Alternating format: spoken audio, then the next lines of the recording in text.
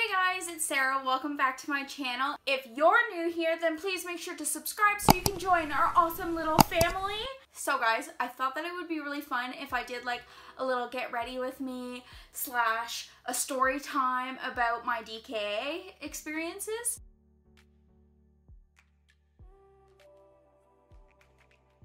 This has to be the scariest experience that I've dealt with since being diabetic and going into DKA. Stop! Before we get into the video, I just want to make sure that if you are sensitive to eating disorders, to diabulimia, I am going to be talking about some sensitive issues in this video, so I don't want to upset anybody, so please make sure to take care of yourself. I love you, but just don't watch this video until you're ready, okay? So first I'm going to be going in with my Milani Prep and Prime. So I'm going to put some on my eyelid. Picture this, it's the summer of 2018 and I, Sarah, I am 23. I can't do math. So my family does a lot of camping, right? So my dad decided that he wanted to go for his 50th birthday to Algonquin Park, which is a provincial park in Canada. I'm using the Urban Decay Naked Heat palette, and I'm going in with Chaser and a little bit of Succeed with this giant fluffy brush. We got up to our campsite and everything was like really awesome. It was my mom, my dad, myself, my older sister, my two younger sisters, and my older sister's boyfriend. So at this point in my life, I had been dealing with my diabulimia for about 5 or 6 months, and I had lost about 30 pounds. I just was a mess. I was an absolute mess, but I was in denial because that's how eating disorders work. And so everybody in my family was like, yo, Sarah, what aren't you telling us? My mom and dad, they always questioned. They were like, hey, have you taken your blood sugar? Have you, done this? Have you actually taken your insulin? Blah, blah, blah. And because I was an adult, they couldn't like physically force me to do it. And also they wanted me to come to them. I'm gonna take this brush from Morphe, and what I'm gonna do is I'm going to go into the color called Ashes. So this like really beautiful kind of like warm chocolatey color. And I'm gonna just put that close to my lash line. Just smoke out my lash line. I was pretending that there was nothing wrong with me, and I was just like, I'm just growing out of my, chubby phase at 23. Like, I'm fine. It's all good. I was making up excuses left and right. When my mom and dad wanted to see my blood sugar, I would, because I had an old meter that didn't tell the date or time right away, like when you took your blood sugar, I would go into my meter settings from like 2 years ago because I would go into my blood sugar meter, I would scroll, and I would find one that was like 10 or 12 because I didn't want to be too obvious and show them like a 5.5 or something like that, because that wouldn't be realistic. The first day that we were there, they were like questioning everything, but then they saw my blood sugar. So then they like believed me, and they're like, oh, okay, then you must actually just be losing the weight naturally, like taking care of yourself. And I was like, gotcha, exactly. So the second day rolls around of us being up there. My dad really wants us to go for like a 10-kilometer hike to Centennial Ridges. And my youngest sister, Jacqueline, was like, no bueno, I do not want to do that. Screw that, I am staying at the campsite with the dogs. And my mom and dad are like, okay, like we expected that. So I actually really love hiking, but because I was so malnourished and like not taking care of myself, if you've ever experienced diabulimia or DKA, it's like you're fatigued all the time, you can't move, like standing up is a chore and everything. So I was like, yeah, no, like I'm just really tired, I'll just stay at the campsite with Jacqueline.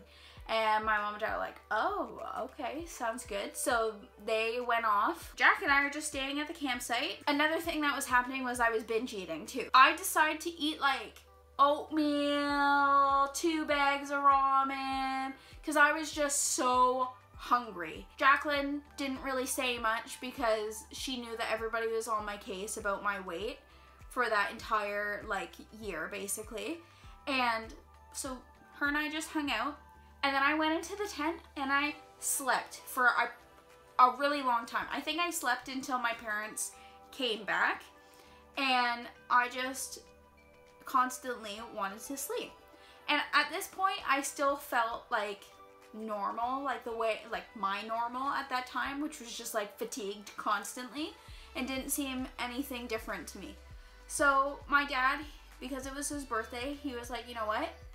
Why don't we go and get ice cream at the Lake of Two Rivers store, and we'll have a really fun time. We'll have dinner when we get back to the campsite, and it'll just be a fun night for my birthday. So we all went off. I went and got like a 3-scoop of Moose Tracks ice cream. It was like this big in a cup, and I ate it. I did not give myself extra insulin. I did not do any of that. I just ate it, consumed it. We came home. I had marshmallows, I had hot dogs, I ate everything, and I still was not giving myself insulin.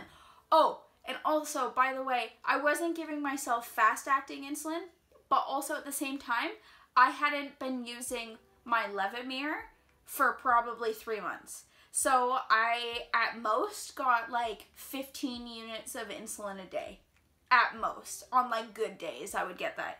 That day, I did not give myself any insulin because I was like, well, shit, I just ate 5,000 calories, so now I have to purge and not give myself insulin. I woke up about 5 or 6 times that night because I had to go pee because my blood sugar was so high. My mom was noticing this, okay? The next day rolls around and my mom comes up to me, like, privately. She takes me over to the side. She's like, hey, are you feeling okay? Because every single time you were breathing, I thought you were gonna stop breathing last night. Like, is your diabetes okay? Like, what's going on? I'm a little bit congested.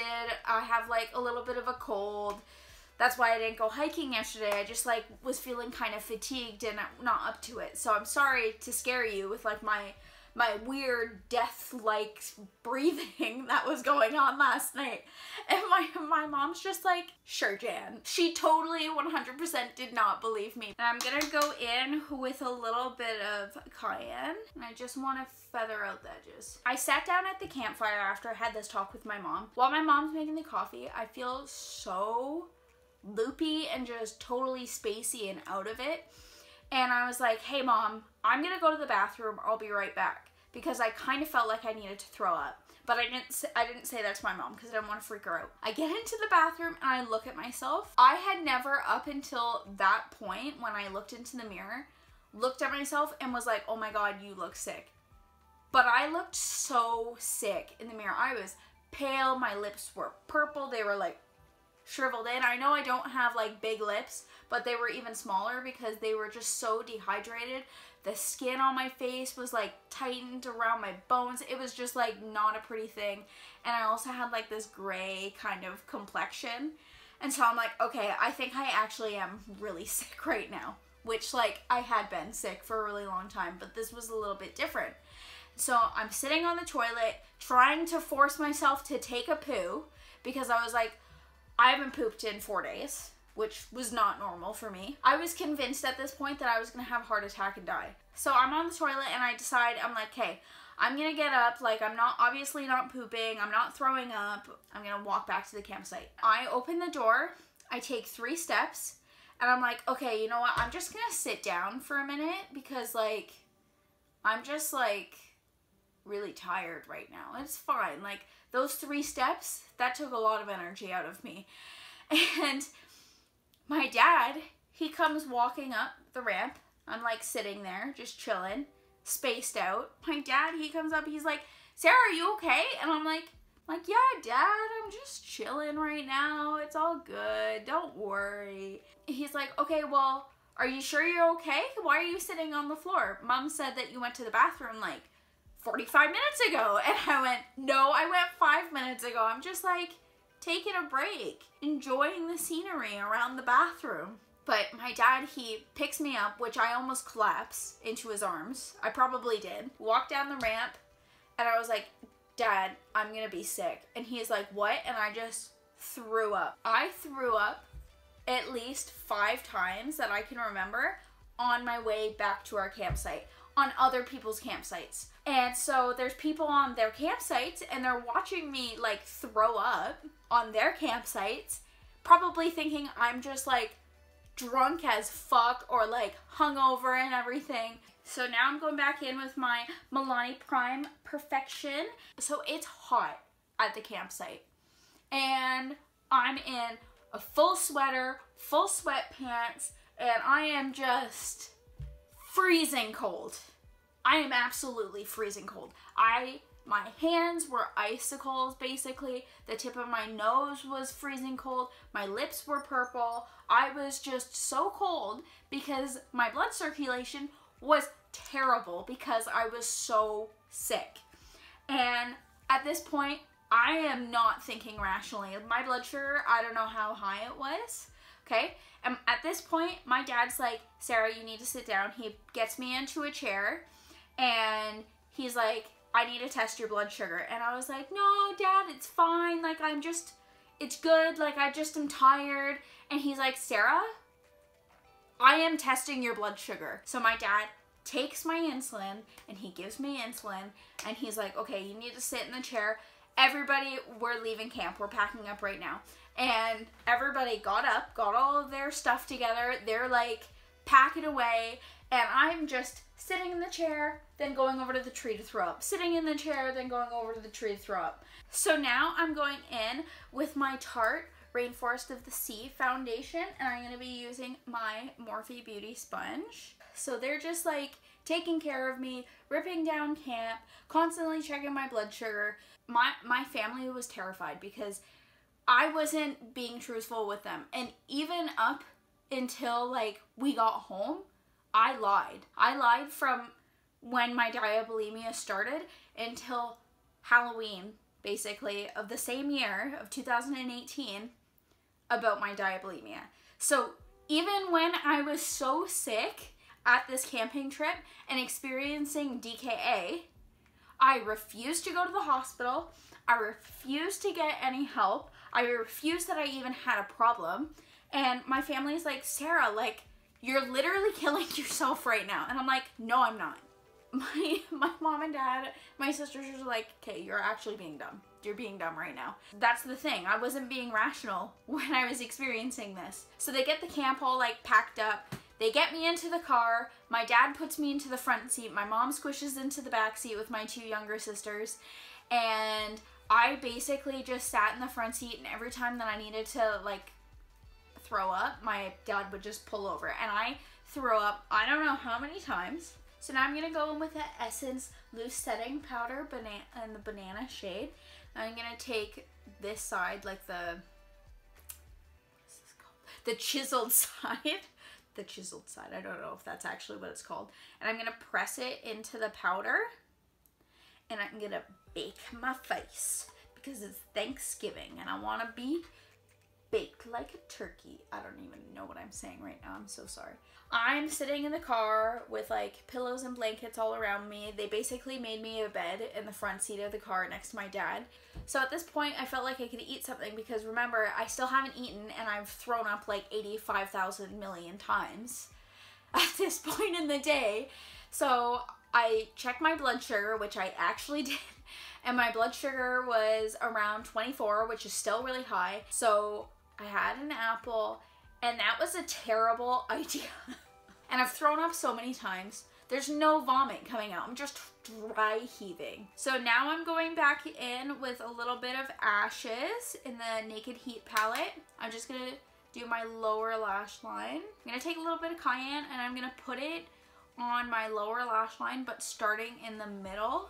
My dad at this point, he's like, Sarah, we're taking you to the hospital right now. And I start freaking out because I'm like, oh dear God, we are not doing that. I am not going to a hospital at all because I just have a cold. I only have a cold. Why would we go to a hospital if I have a cold? Okay, now I'm going to take this big fluffy brush and I am just going to dust everything off. And now I'm going to be going in with my Too Faced chocolate bar.